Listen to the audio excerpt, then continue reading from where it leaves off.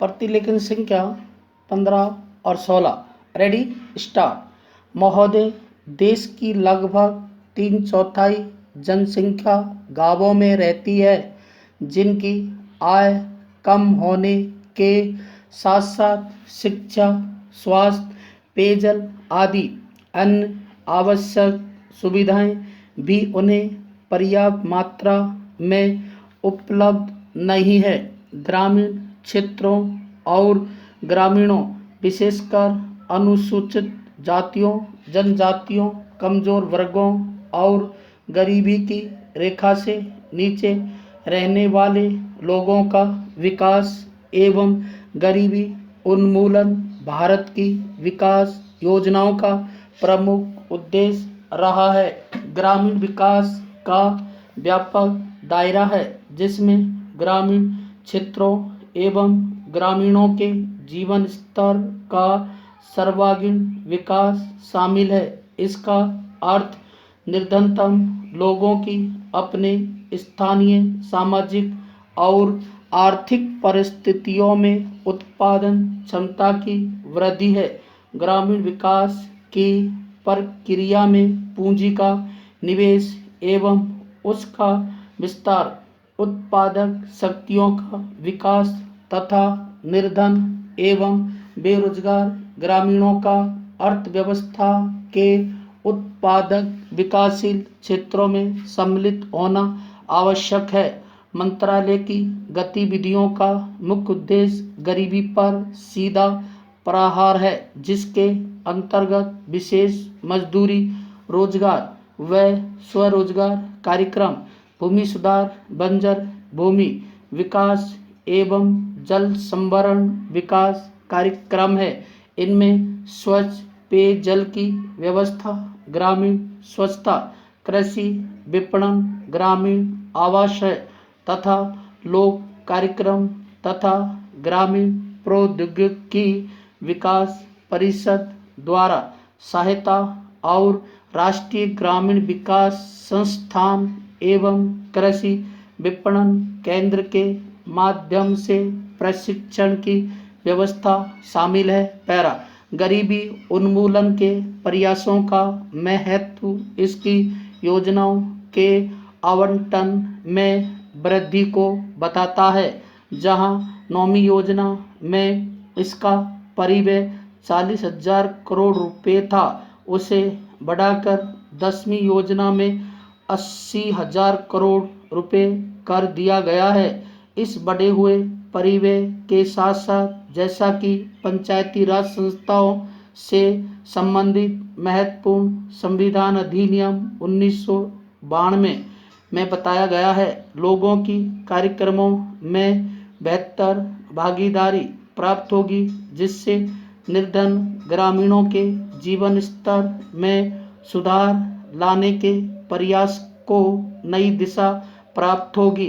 ग्रामीण क्षेत्रों में गरीबी उन्मूलन के राष्ट्रीय प्रयास में ग्रामीण विकास मंत्रालय के मुख्य कार्यक्रमों को दी गई नई दिशा की एक झलक इस पुस्तिका में प्रस्तुत है।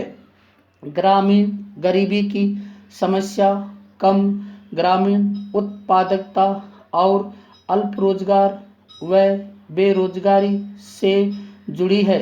यद्यपि विकास की सामान्य प्रक्रिया के अधीन उत्पादक रोजगार के अधिकाधिक अवसर सर्जित किए जाते हैं, फिर भी ग्रामीण लोगों के लिए रोजगार पैदा करने तथा आय के कुछ न्यूनतम स्तर प्राप्त करने हेतु विशेष रोजगार कार्यक्रमों की सतत आधार पर जरूरत है।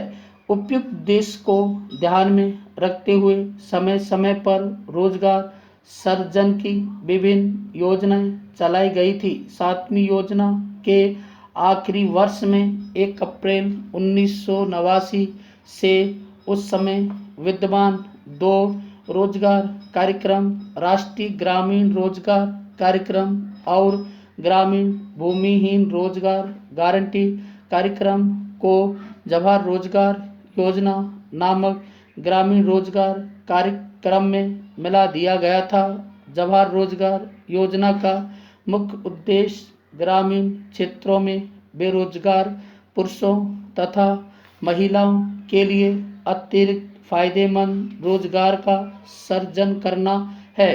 ग्रामीण आर्थिक आधार ढांचे को सुदृढ़ बनाकर सतत आधार पर रोजगार के अवसर सृजित करना है। पैरा महोदय, सामुदायिक और सामाजिक परिस्थितियां सृजित करना ग्रामीण गरीबों को प्रत्यक्ष तथा निरंतर लाभ पहुंचाने हेतु उनके लिए परिसंपत्तियों का निर्माण करना, मजदूरी स्तरों पर सकारात्मक प्रभाव डालना, ग्रामीण लोगों के जीवन स्तर में समग्र रूप से सुधार लाना, गरीबी की रेखा से नीचे बसर करने वाले लोग लक्षित वर्ग है। अनुसूचित जातियों, अनुसूचित जनजातियों और मुक्त बंधुआ मजदूरों को वरीयता दी जाती है। रोजगार के 30% अवसर महिलाओं के लिए आरक्षित है। केंद्र और राज्यों द्वारा 80 व 20 के अनुपात में व्यय वहन किया जाता है। केंद्रीय आवंटन देश के कुल गरीबों की तुलना में राज्य संघ शासित क्षेत्र के गरीब ग्रामीण लोगों के अनुपात के आधार पर किया जाता है। वे सभी कार्य शुरू किए जा सकते हैं जिनसे टिकाऊ उत्पादक स्वरूप की सामुदायिक परिसंपत्तियों का सृजन होता है। पंचायत समिति द्वारा परियोजना का मूल्यांकन और अनुमोदन किए जाने के पश्चात उसे अनुमोदन देने हेतु ग्राम पंचायत कक्षा में संसाधनों का कम से कम 60% भाग मजदूरी घटक पर खर्च करना होता है। पैरा जवाहर रोजगार योजना के कार्यों के निष्पादन हेतु ठेकेदारों अथवा बिचौलियों को लगाए जाने की अनुमति नहीं है। मजदूरों को रियायती दरों पर प्रतिदिन 2 किलोग्राम खाद्यान्न दिया जाता है। 1755 पुनर्गठित ब्लॉकों में मजदूरों को दिए जाने वाले खाद्यान्नों का जारी मूल्य प्रति किलोग्राम 50 पैसे कम है। जवाहर रोजगार योजना की सामान्य प्रणाली के अलावा पिछड़ेपन के आधार पर चयन किए गए 120 पिछड़े जिलों में कार्यक्रम को तेज करने के लिए 700 करोड़ रुपए आवंटित किए गए हैं। जवाहर रोजगार योजना की तीसरी पद्धति में विशेष और अभिनव परियोजनाएं प्रारंभ करने का प्रावधान है, जिनका उद्देश्य मजदूरों का नगरों में पलायन को रोकना, महिलाओं के लिए रोजगार के अवसर बढ़ाना तथा स्वयंसेवी संगठनों के माध्यम से ऐसे विशेष कार्यक्रम चलाना है जिनका ध्येय जल संभरण विकास, बंजर भूमि का विकास करना हो।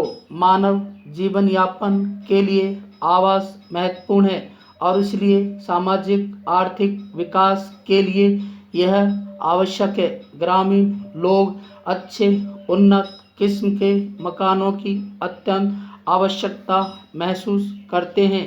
ग्रामीण गरीब लोगों की आवास संबंधी आवश्यकताओं को पूरा करने के प्रयासों के एक भाग के रूप में मई 1985 में इंदिरा आवास योजना शुरू की गई थी। यह कार्यक्रम अब जवाहर रोजगार योजना की उप योजना के रूप में कार्यान्वित किया जा रहा है। इस कार्यक्रम का उद्देश्य गरीबों में निर्धनतम लोगों के लिए निःशुल्क रिहायशी मकानों का निर्माण करना है।